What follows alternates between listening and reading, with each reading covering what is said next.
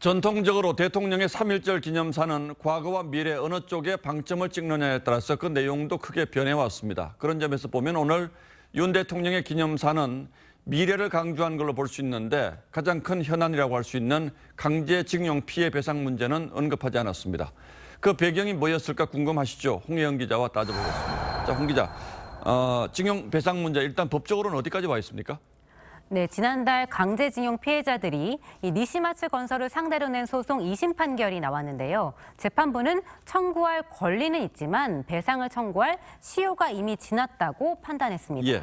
앞서 2021년 또 다른 징용 피해자 가족이 낸 손해배상 소송에서도 재판부는 같은 이유로 원고 패소 판결했습니다. 하지만 2018년 광주고등법원은 다른 기준을 적용해서 피해자의 손을 들어주기도 했습니다. 예, 결국 내용은 비슷한 사건인데 판결이 다르게 나온 이유는 뭐였습니까?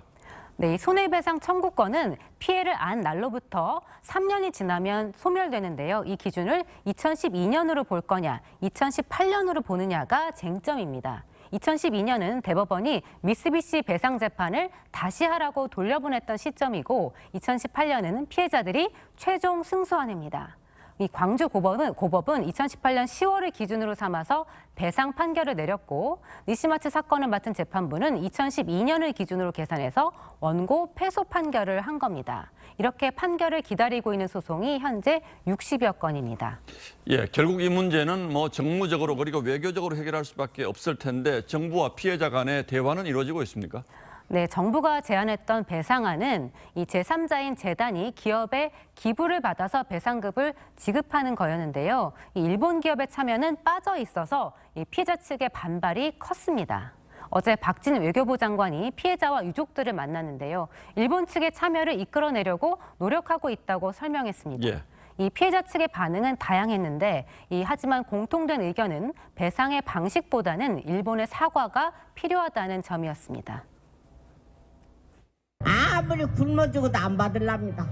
사죄 받고 반드시 옳고 잘한 일을 분명히 우리나라에 말을 하고 제대로 된 돈을 주면 어쩔랑가 모르지만은 그러니까 돈이 문제가 아니라 일본 기업이 저지른 범죄니까 일본이 사과하고 일본 기업의 배상이 필요하다 이런 얘기군요. 일본 정부는 뭐라고 하고 있습니까? 네, 박진 장관이 일본 기업의 배상 참여를 일본 정부에 요구하겠다고 한 것에 대해서 일본 관방장관은 이 한국 측 발언 하나하나의 언급은 안 하겠다고 회피했습니다. 그러면서도 이 양국 간 물밑에서 협상이 진행 중이라는 점은 강조했습니다.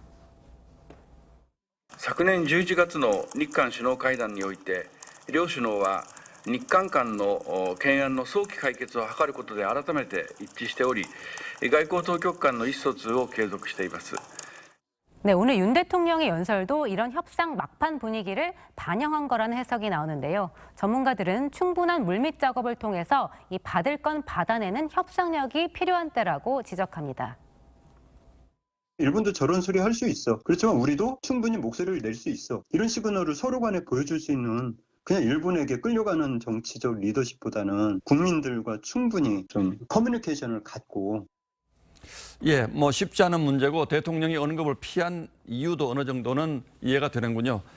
협상이 살아는 판인데 일단은 조심하는 게 좋다. 이 정도로 이해를 하겠습니다. 예, 홍혜영 기자 잘 들었습니다.